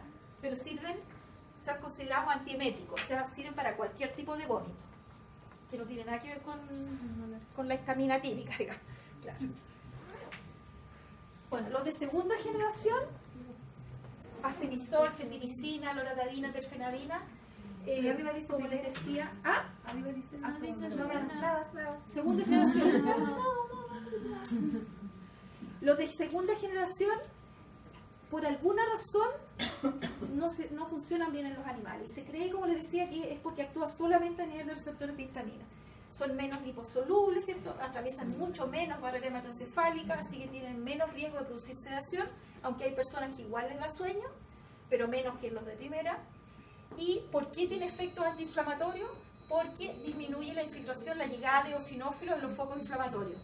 Entonces se produce, ¿cierto? Se puede hasta producir liberación de histamina, pero llegan menos eosinófilos que traen más mediadores de la inflamación.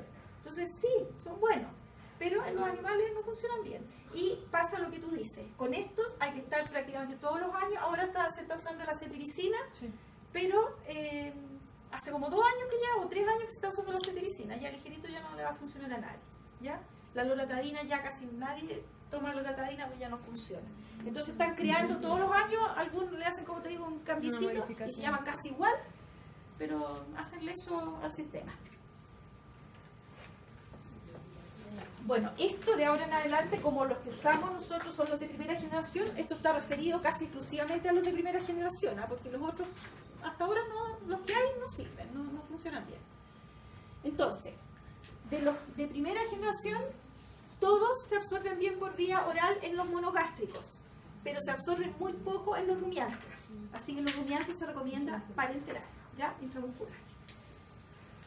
Los efectos, administrados por vía oral, que es la forma más frecuente, demoran entre 20 a 45 minutos en los distintos representantes y su efecto dura entre 10 a 12 horas. La clorfenamina, que es la que más se usa, se administra cada 12 horas, normalmente, ¿ya? La vía endovenosa se puede usar, pero no se recomienda, ¿ya? Porque generalmente el efecto es muy rápido, ¿cierto? Como antihistamínico, y muchas veces produce estimulación del sistema nervioso central. Entonces el animal queda pegante. Acuérdense que los animales, cuando se produce esta sobreexcitación, se ponen agresivos. Y el que sufre, uno, ya el veterinario. Por eso que no se recomienda la vía endovenosa, ¿ya? Intramuscular o oral, esas son las vías más recomendadas. Ahora, si hay una emergencia, obviamente hay que usar la endovenosa. No hay nada que hacer.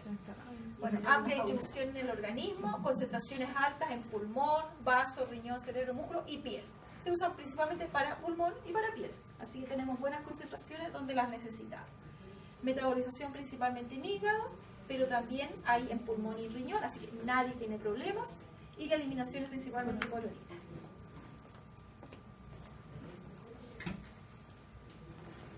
El efecto antihistamínico, ¿ya? ¿Cómo se produce o por qué se produce? A nivel del aparato, sí. Imagínate cómo se llama, brillante el cachetito.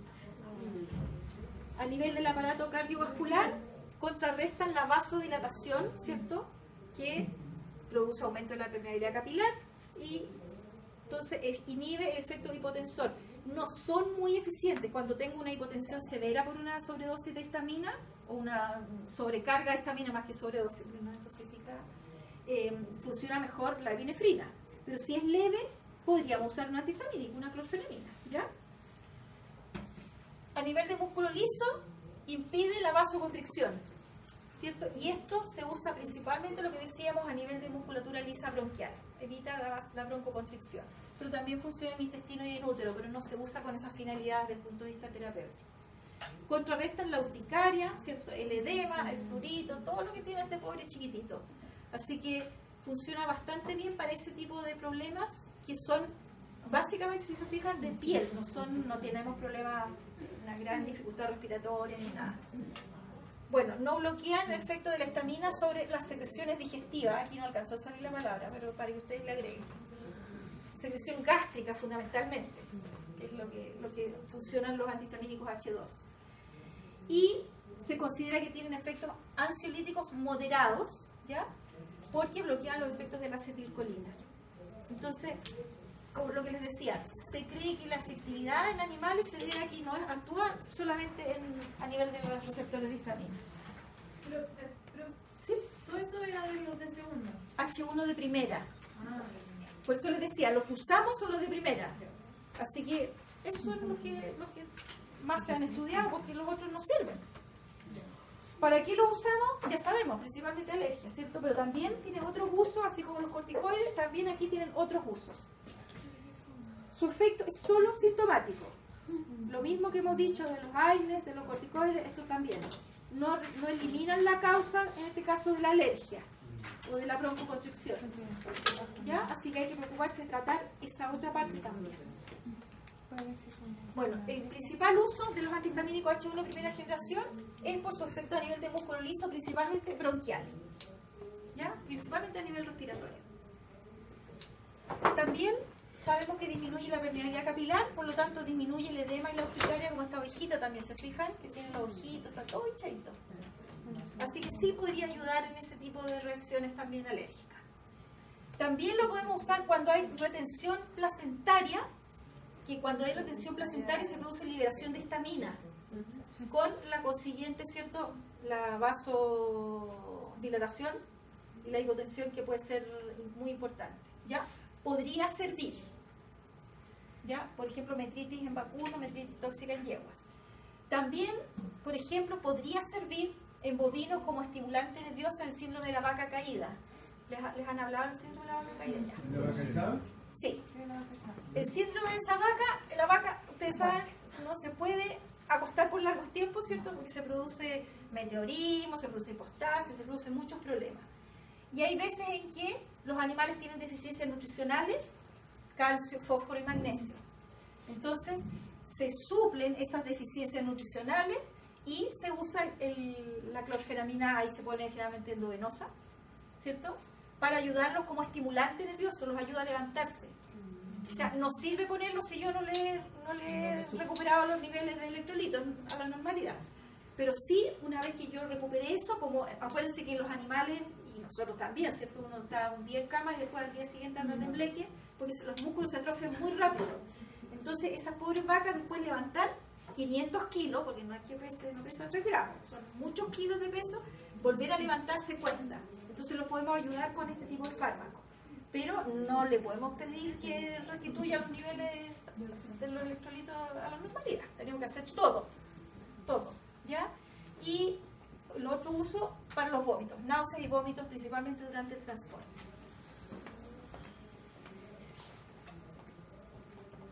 RAM, en general, los antihistamínicos se consideran muy seguros, ¿ya?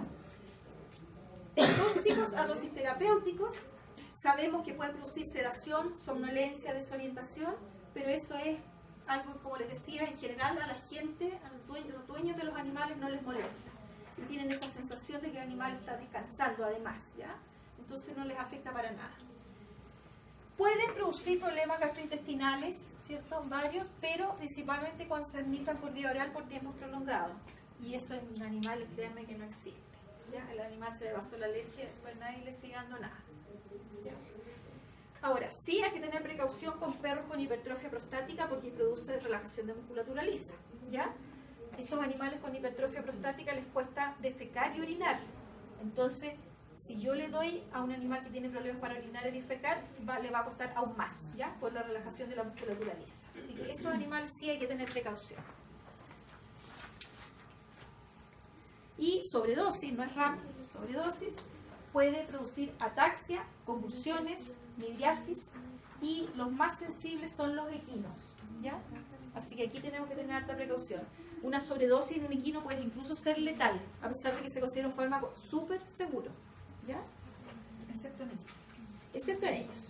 Bueno, vamos a ir viendo a lo largo de las clases que hasta ahora han sido los puros gatos los terribles.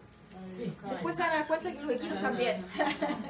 Sí, son muy delicados, animales muy delicados.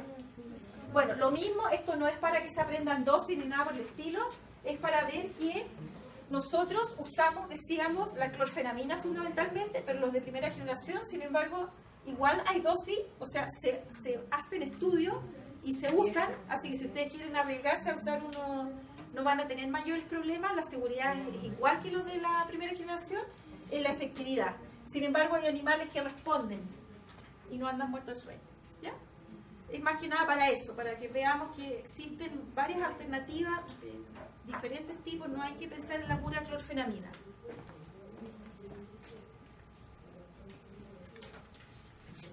Y los antihistamínicos H2 son los que actúan a nivel de receptores en las células parietales del estómago, lo que decíamos. Los antihistamínicos H1 no actúan aquí y los H2 no actúan en las alergias ni en los problemas respiratorios, ¿ya? Entonces, los H2 digestivos. Interfieren en la secreción de ácido clorhídrico en el estómago, interfieren, ¿eh? No es que no se produzca nada, disminuyen la producción. Y es porque en el estómago, ¿cierto?, hay receptores H2. Se sabe que relajan el músculo liso uterino en las ratas, no se usa desde el punto de vista terapéutico, se sabe que existe nomás. Y se sabe que producen igual una vasodilatación en el lecho capilar. En general no se usan desde el punto de vista terapéutico para nada que no sea controlar la secreción de ácido clorhídrico. Bueno, en otros países, si se fijan, hay ranitidina para animales. Nosotros aquí usamos los de humanos. Lo que significa que tenemos que dosificar a un animal que a veces es chiquitito, un gatito, con un medicamento que está pensando en un humano que pesa 70 kilos. No tenemos muchas. De repente hay que mandar a reemplazarlo, vamos a ver cuando veamos las recetas magistrales. Bueno, farmacocinética, la vía más frecuente de administración es por vía oral, idealmente alejado de los alimentos, pero en general, si se administra junto con los alimentos no interfiere mucho, ¿eh? No hay gran problema. Así que a uno siempre se lo recomiendan alejado de los alimentos, pero en la práctica, en la vida real, no es tan así. Se puede administrar junto con los alimentos. Se los digo como consejo práctico, sobre todo en los gatos, cuando uno tiene que dar famotidina o cosas así, Generalmente es más fácil dárselo con alguna cosita rica, ¿ya? Manjar, un poquito de alimento en paz. Sí, de manjar, sí. La valididad está inyectada. Pero y si son tratamientos largos, acuérdate que estas cosas no se usan una vez. Normalmente son por lo menos 2 semanas. Entonces, ahí tú tienes que usar todos los trucos, ¿ya? Lo calculamos por 2 semanas. Claro. Gato canulado. Te quiero ver con un gato canulado por 2 semanas. Concentraciones máximas, cuando se echa por vía oral, 45 a 75 minutos. No es tan rápido, pero tampoco tan lento. Doctora, ¿por vía subcutánea valentina? No, es transmuscular. Y transmuscular. Y duele, Y endovenosa no hay. Yo creo que sí. Pero los perros, ¿cómo se les acaba? No existe legislación para perros, es salud de humanos. No, si no existe para perros. Por eso les digo, esto es como casi una novedad. ¡Wow! Mírate, para perro y gato. Eso aquí. Profe, en caso de que uno no tenga las vías disponibles como la intravenosa o la, no sé, el gato muy leseado, intramuscular, ¿se puede poner subcutáneo? Porque he visto que algunos, es algunas personas irritante, de manera como puntual, con ciertos casos le han pasado por vía subcutánea junto con el tramadol. El tramadol tampoco es subcutáneo. No, tampoco, pero... Mira, el problema ahí es que esas cosas son irritantes. Entonces va a quedar tan adolorido después que no te va a querer ni ver. Olvídate de pinchar los subcutáneos con ranitidina o famotidina o lo que sea, 2 semanas. No, Te va a durar como 3 días el gato y va a desaparecer. Después no lo va a ver nunca más. Va a encontrar otra casa. Así que no te lo recomiendo. No, sí, pero es solamente porque es irritante. Sí, claro. Sí, no produce necrosis ni nada, no. No, pero si en el caso hipotético de que tuviera que ocuparla de esa manera, podría tener una absorción en el subcutáneo. Sí, se absorbe. Y por ende ocupar, o sea, y por ende el efecto, tener el efecto deseado del fármaco en el instante. En el instante no, pues en el subcutáneo de capaz que en vez de tenerlo que ponerlo cada 2 se lo pongas cada 24, pero o sea, que sea una buena opción. En caso hipotético que un gato chumbo. No creo que sea una buena opción. Y a lo mejor si no tiene hospitalizado, una jaula, siendo ahí enjaulado, pero el gato que se va a su casa y tiene que volver aquí con lo pinche de nuevo subcutáneo, como te digo, va a durar 3 días cuando mucho y va a desaparecer. Y ahí nos llega a nosotros también. ¿Quién es el culpable? El veterinario, se le ocurrió pincharlo. No solamente el gato nos va a echar la culpa, el dueño del gato. En gatos que son asilvestrados es súper complicado a veces poder anularlos, entonces de repente es más fácil pegar un pinchazo subcutáneo. No solo a los asilvestrados. Yo tengo una gata que es mía, criada de potrillo. Muy mal carácter. Cuando trato de zumbarle por vía oral, es una baba ambulante que tú no sabes y desaparece. Claro, entonces en esos casos anularlo o por eso que darle está oral, complicado. porque encima desconfían de uno. Sí. Y te miran, sí, te miran y saben. Sí, algo me va a hacer. Son terribles. Los gatos son difíciles de manejar. Uno trata de hacer lo mejor posible con lo que tiene a la mano. Y si, claro, lo que tú dices, si no tengo ninguna otra opción, salvo ya. Por ahí ya. Mientras no le provoque necrosis, ¿cierto? El mal tal vez vale un poco la pena. Sí, claro. No, si los gatos son complicados. Bueno, normalmente se administran por vía oral, ¿cierto? Porque son tratamientos largos, lo que decíamos, son por lo menos 2 semanas cuando tenemos un problema de gastritis, de exceso de producción de ácido clorhídrico. Lo más suave que tiene gastritis, una inflamación del estómago, ¿cierto? Antes de tener úlcera tenemos gastritis, hay dolor. Por lo tanto, menos de 2 semanas no funciona, ¿ya?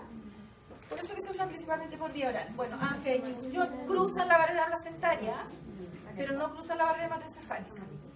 Y eliminadas por orina, la mayoría sin metabolizar, un buen porcentaje sin metabolizar. ¿Y todos los animales ningún problema en el territorio? No, también, igual son súper seguros. Sí. ¿Para qué se usa? Para disminuir la producción de ácido clorhídrico, ¿cierto? En perros y gatos, para úlceras gástricas, síndrome de ácido péptico. También sirven cuando tenemos gastritis irritativa, por ejemplo, por AINES, ¿ya? Sea que tengamos ya la gastritis o que queramos prevenirla, como lo que decíamos cuando usamos el piroxicam como antineoplásico, le doy junto con el AINES, ¿ya? Desde que empiezo. El AINES, el piroxicam normalmente se lo doy día por medio, la famotidina, que es lo que dejamos oral, todos los días, ¿ya? También cuando hay reflujo gastroesofágico, porque acuérdense que el esófago es un espacio virtual, no es un tubo. Entonces, si tiene una úlcera, se va a provocar una adherencia y se va a poder provocar una obstrucción, y eso sí que es grave. Así que hay que preocuparse de los reflujos. ¿Cómo sé que un perro tiene reflujo? Porque saliva, ¿ya? Baba aquí, babita. Es fácil darse cuenta. Y porque uno dice, pero ¿cómo? Claro, ¿cómo voy a saber? Bueno, hay que aprender a leer a los animales. Y disminuye también el efecto de los colinérgicos, que acuérdense que actúa a nivel de secreciones. También es en algún horario especial, en la mañana y en la noche, da lo mismo. Normalmente usamos famotidina en la mañana y la noche. RAM, muy poco tóxicos. Se consideran súper seguros también, ¿ya? Dosis alta y por tiempo prolongado, puede producir náuseas, vómitos, diarrea, ¿ya? Nada terrible. Se consideran muy seguros. Interacciones. ¿Con qué? ¿Cuándo lo uso con otro? ¿Qué problemas puedo tener? No se pueden administrar junto con antiácidos por vía oral. O sea, nos acordamos de no sé, bicarbonato y cualquiera de estos, ranitidina, famotidina. ¿Ya? Tampoco me sirve administrarlo con procinéticos o gastrocinéticos como la metoclopramida, que lo que hace es vaciar el estómago rápido. Entonces hace efecto aquí. Si lo produjo el vaciamiento rápido, no va a tener tiempo de actuar, ¿ya? Entonces hay cosas que hay que tener precaución. La cimetidina, ya sabemos, es un inhibidor enzimático, ¿cierto? Que decíamos que lo podemos usar a favor nuestro en algunas terapias cuando veíamos la parte de la metabolización. Entonces la cimetidina sigue siendo un buen inhibidor enzimático que lo podemos usar a favor. También todos disminuyen la absorción de fármacos que necesitan un pH ácido en el estómago, porque disminuyen la acidez. Por ejemplo, el ketoconazol se absorbería menos si yo lo administro junto con esto, así que no es una buena opción, con cualquiera. La cimetidina específicamente tiene efecto antiandrogénico, por eso que se usa muy poco, si se han fijado, en humanos se usa muy poco, porque produce ginecomastia en el macho. También en el mono, ¿ya? Y en perros y gatos, el crecimiento de la glándula mamaria, ¿ya? Y en perros y gatos puede producir disminución del tamaño testicular, pero sin afectar la función reproductiva, si no tiene nada que ver con la función reproductiva. Es un efecto estético. Pero piensen en un perro que tiene un macho reproductor que le costó un ojo de la cara y se le quitó a checar no lo va a querer ni ver, ¿ya? Y yo le puedo decir, no, si no se preocupe, si, ¿ya? ¿Por qué no se usa mucho la cimetidina? ¿Por qué usamos ranitidina y famotidina? Fundamentalmente por esto, ¿ya? Y cuando la usamos como inhibidor enzimático. No, parece ridículo, pero así es. Bueno, la ranitidina es la que más se usa porque es la que más conocemos, es la más antigua, ¿ya? No, tampoco hay secretos, no es que sea más linda ni mucho menos. No tenemos ranitidina de animales, usamos la de humanos, ¿ya? Aparte del efecto sobre la producción de ácido clorhídrico, inhibe la liberación de inhibe también la liberación de vasopresina o de hormona antidiurética. Entonces afectaría en cierta medida la diuresis. Eso no se usa desde el punto de vista terapéutico, ¿ya? Se usa solo para controlar la producción de ácido clorhídrico. Se puede administrar por vía oral o parenteral, como ven, ¿cierto? Por vía oral tiene una biodisponibilidad de alrededor de un 50%, no es tan buena, ¿ya? Y se debiera administrar por vía oral cada 8 horas. Por vía parenteral yo lo puedo administrar cada 12, ¿ya? Pero por vía oral cada 8. Y esa es la razón por la que por vía oral usamos famotidina y no ranitidina, ¿ya? ¿Por qué? Porque la vida media por vía oral es por 3 horas, ¿ya? O sea, ya usarlo cada 8 horas es muy distanciado. Entonces, esa es la razón. Entonces, por eso que la ranitidina generalmente la usamos parenteral, endovenosa lenta, ultramuscular. Endovenosa lenta, no sé si a alguien le ha tocado usar ranitidina endovenosa lenta. ¿Sí? Pero lenta. Sí, porque puede vomitar. ¿Normal? ¿No han tenido nunca problema? He visto que causa cialorrea en algunos casos, pero más cialorrea me produce el tramador, sí, cuando Ah, ya, endovenoso, claro. Endovenoso, que generalmente paso esos fármacos juntos, no sé por qué, la ficha siempre lo ponen juntos, pero nunca sé si es el inflamador o la ranitidina. Lo que pasa es que la ranitidina, si no la pongo lenta, o sea, si la pongo lenta, normal, una lentitud normal, no la pongo muy lenta, puede producir hasta vómito. No solamente cialorrea, vómito de frentones, ¿ya? Por eso, claro, muy lento, ¿ya? Profe, ¿y se podría diluir para pasar? Sí, pero igual lo tienes que poner muy lento. Sí, lo puedes diluir. Sí. Lo que pasa es que aunque esté diluido, a veces igual vomita. Sí, porque lo pasa muy rápido. ¿Ya? Entonces, por eso que se usa principalmente intramuscular. Pero intramuscular es muy dolorosa. ¿Ya? Muy dolorosa. ¿Ya? Así que tampoco hay que pensar como que no pongo intramuscular a todo. ¿Ya? Bueno, acuérdense que por vía parenteral, ya sea intramuscular o endovenosa, puedo administrarlo cada 12 horas. Si lo uso oral, tiene que ser cada 8 y ya, ojalá cada 6. Metabolizado en hígado, excretado por orina y se usa para tratar todo lo que tiene que ver con ácido clorhídrico, ¿cierto? Esofagitis, gastritis, úlceras gástricas, y se usa principalmente en perros, gatos y equinos. Entonces mejor la famotidina. La famotidina tiene las mismas indicaciones, ¿sí? Para lo mismo, no hay grandes diferencias. Tendría mayor potencia en pequeños animales, si se fijan, la famotidina tenemos de 40 y de 20, acuérdense que no es de humano, ¿ah? En cambio la ranitidina, no se alcanza a ver. Pero ahí dice 150 miligramos. ¿Ya? Es de humano, no es para veterinario. No es humano, es para humano. Lo que pasa es que uno la pasa a dosis veterinaria por el... Claro, uno calcula la dosis para animales, claro, pero no tenemos presentaciones para animales. Por eso esa famotidina de 40 miligramos no se puede usar. Habría que fraccionarla mucho. Claro, no se puede usar. La de 20. La de 20 y eso incluso hay que dar fraccionada, ¿ya? Pero también es inyectable. ¿Sí? ¿Por qué si intramuscular igual dura más tiempo para que llegue? Estoy que le paso Igual 12 horas. Porque la duración es así, va siendo sacada, pero no te dura más el efecto terapéutico. Aunque llegue más lento al órgano blanco, no dura más. ¿Ya? Entonces por eso que se considera, si es inyectable, lo puedes poner cada 12 horas. Lo que pasa es que cuando tú lo pones inyectable, generalmente el animal está mal, ¿cierto?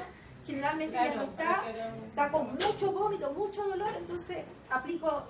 Por eso que se pone mucho endovenoso, si en realidad no es una mala práctica, pero me tengo que preocupar que sea muy lento. ¿Y qué es muy lento? ¿Cierto? Tú me vas a decir, ¿cuánto demoró muy lento? 5 minutos, claro, 1 hora, no te dice.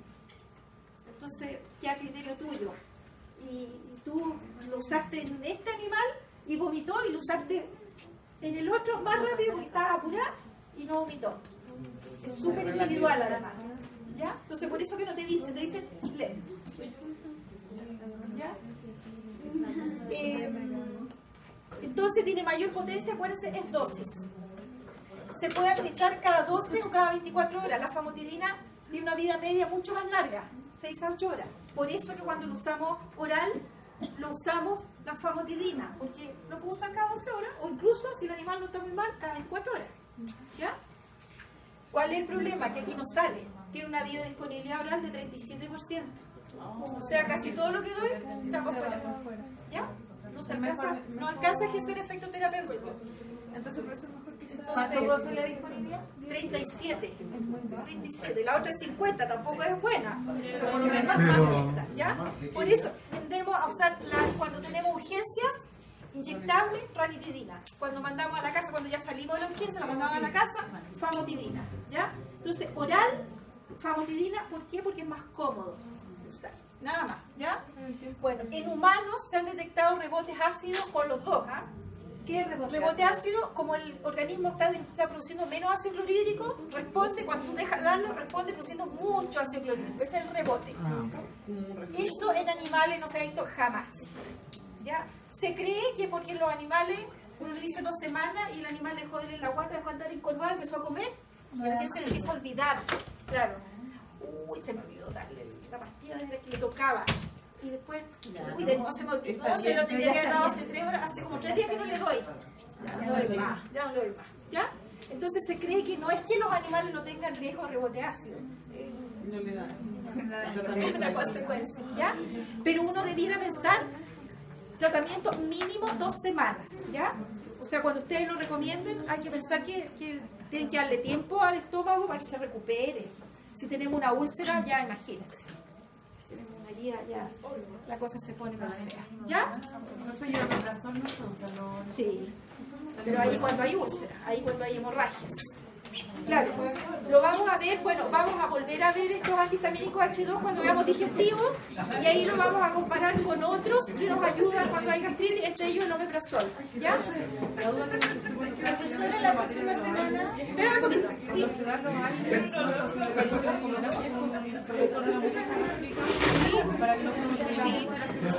¿Qué le va a enseñar realmente? Es que protector digestivo es